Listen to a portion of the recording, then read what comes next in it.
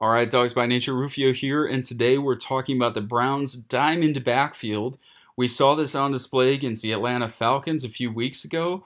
Famously, Freddie Kitchens called this formation on every play of the drive, and it was not a new formation. We talked about this a little bit, that Kitchens took over during the middle of the season. We really didn't have time to install an entire new playbook.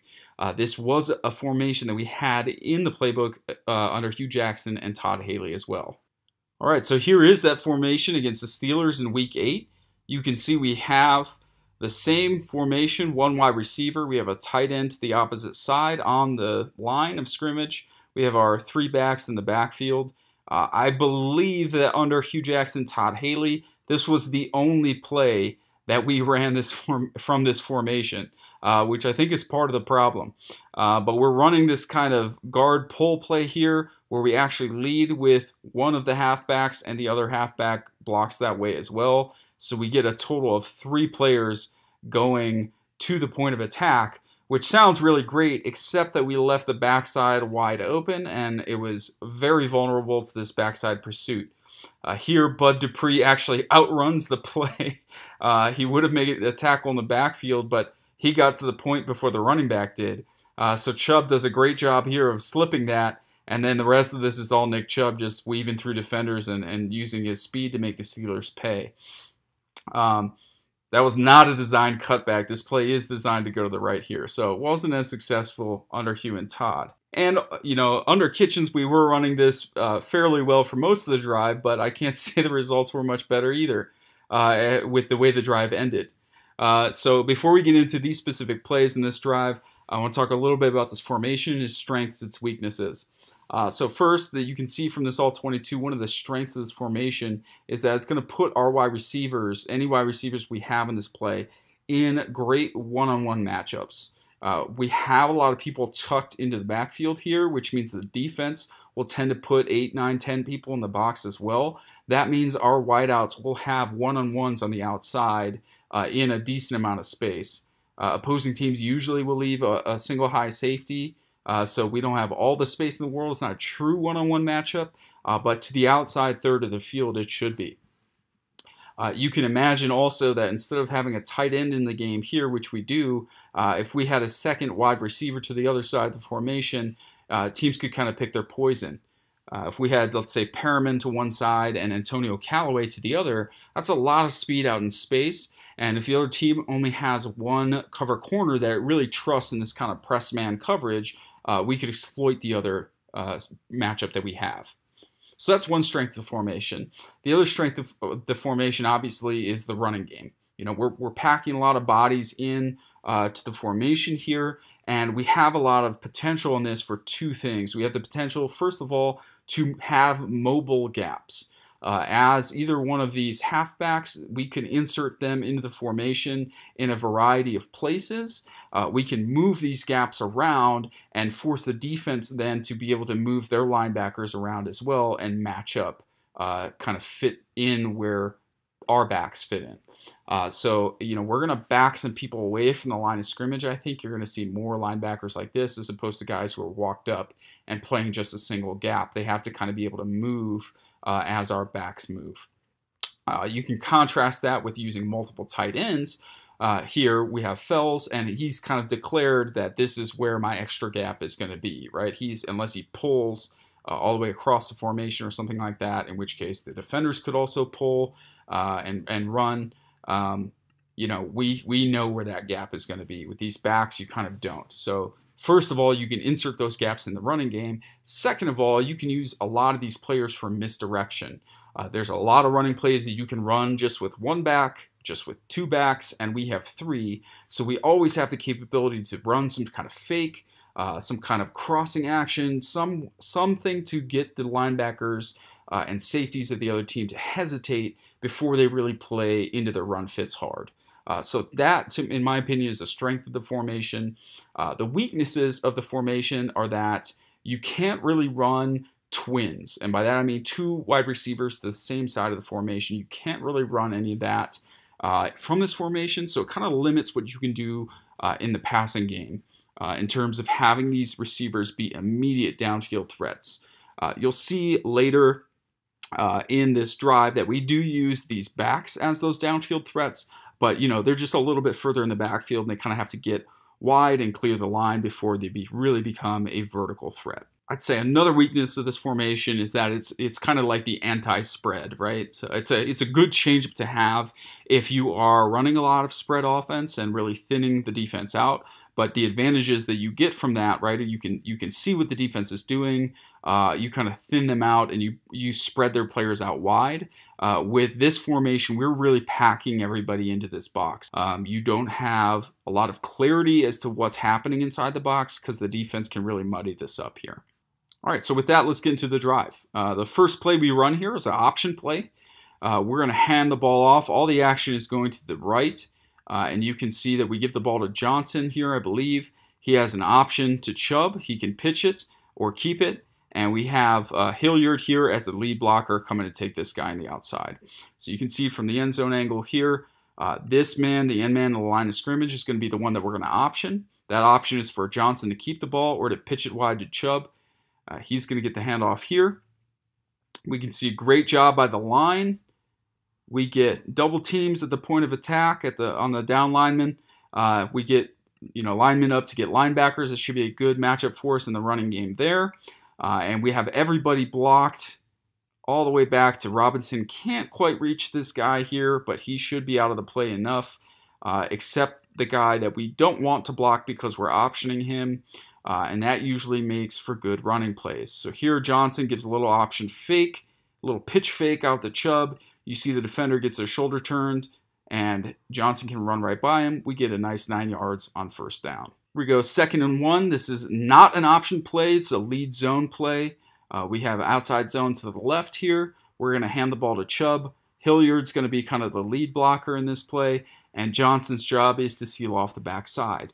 One of the things you're going to see here is that ideally we'd like to get Fells and slip him through and get him up to, maybe knock this guy out of the way, but probably get right up to a linebacker and leave this down lineman here for the backside for Johnson to come block him and kick him out. What happens is that lineman ends up kind of holding Fells here, holding him up. He isn't able to get out to his block to get this double team on. It's probably okay. We do have our numbers at the point of attack that we want. 3 hats on 3 hats. We got 1 here. We got a block here. Ideally, Hubbard would have reached this guy and sealed him inside. But not a bad job overall. And it's good enough to get us a first down. So here on first down, we see a noticeable change. Baker is now in the pistol in this formation. And this was a tendency that the Browns put on tape in this drive. It was that every time we were in pistol, we were going to pass the ball. Every time Baker was under center, we were going to run the ball. So, we put this on film, and now teams that are going to play us after this, we run these formations, they would probably pick up on that. So that could be something that we could use later to our advantage, running the ball from pistol, passing it from under center. In this case, we're going to pass the ball from pistol, and this is a 4 verticals play. You can see this develop here.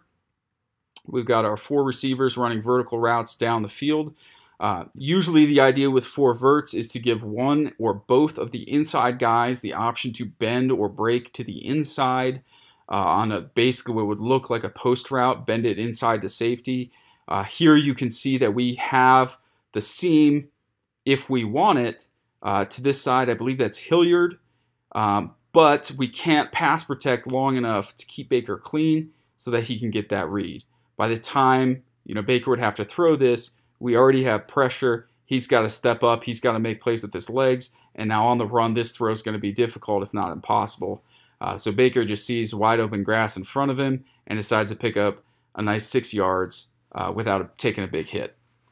So you can see on the left side of the formation, we have the wide out, and so we're going to run Hilliard up the seam. On the right side, we run the tight end up the seam, and we're going to send Johnson out to run the wide route.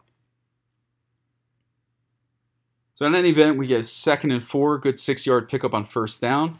Again, we're in the pistol, heavy pass tendency. We do pass here. This is going to be a stick concept, what I call a stick concept to the right. Our tight end's going to push vertical, and he's going to kind of break outside and react to what the defense is doing. He's going to try to either draw this player here and stop him from going out and covering the flat, or he is going to, if that guy flies out to the flat, he's going to run behind him and kind of space it out and catch the ball.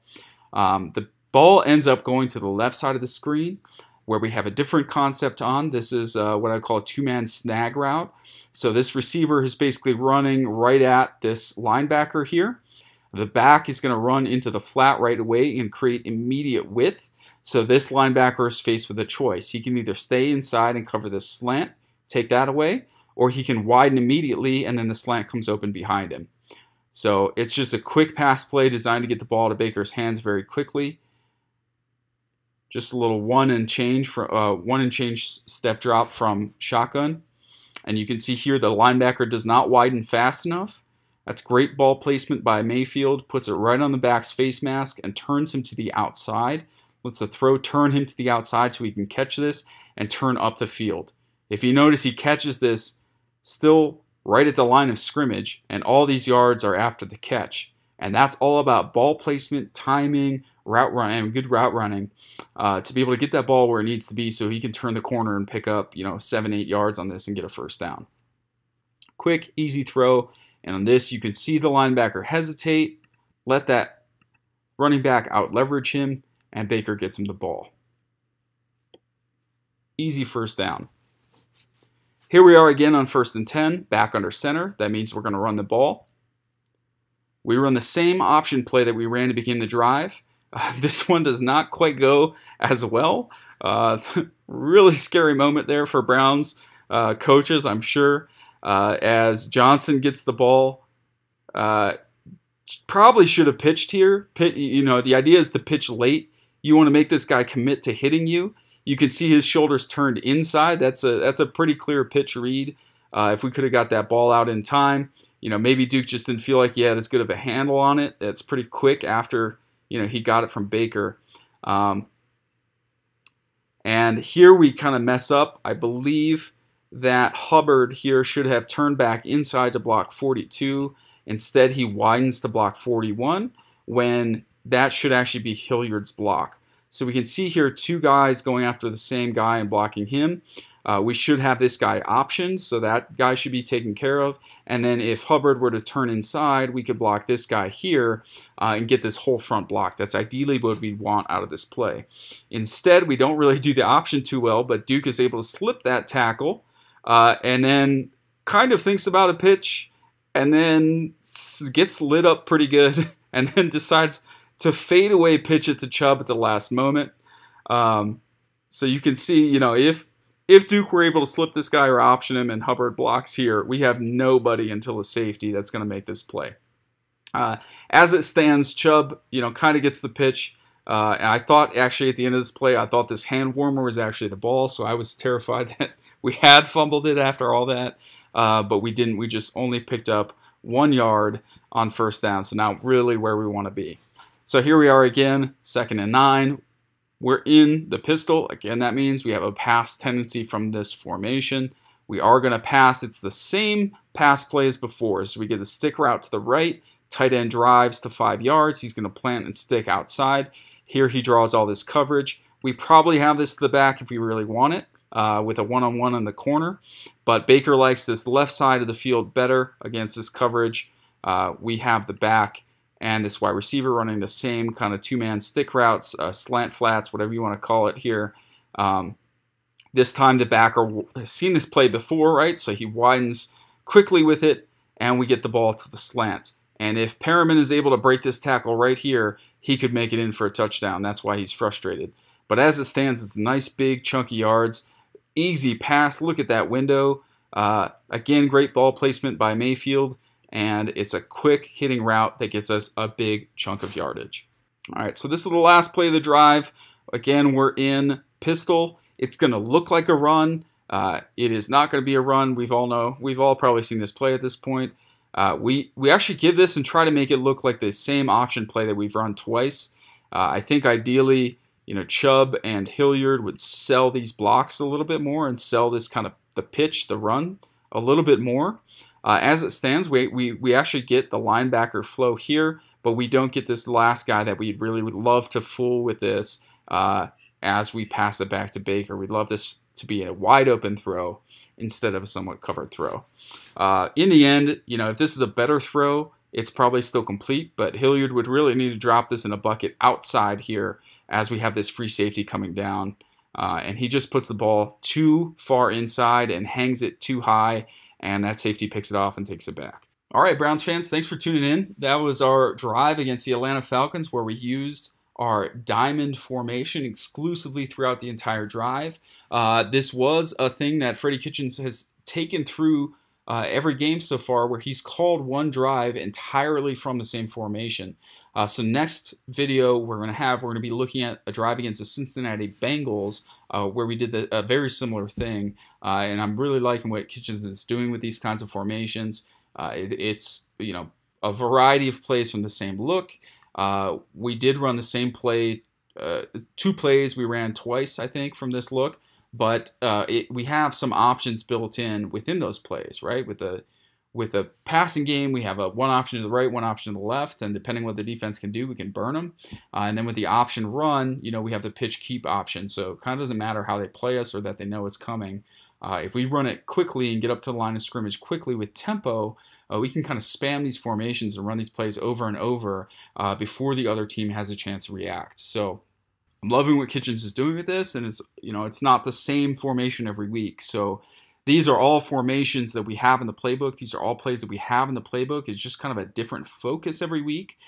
So the Browns can hopefully get a lot of practice reps practicing these plays during the week. They're good running them on Sunday, and the other team doesn't know which of these plays is coming. So we can be a little gimmicky. We can run the same kinds of plays over and over. If the other team can't adjust in time, if they can't stop it, why not keep running it? So thanks for tuning in, Browns fans. I'll see you in the Daily Dog Chow. Make sure to tune in to dogsbynature.com for all your Browns news and analysis. We'll see you in the next one.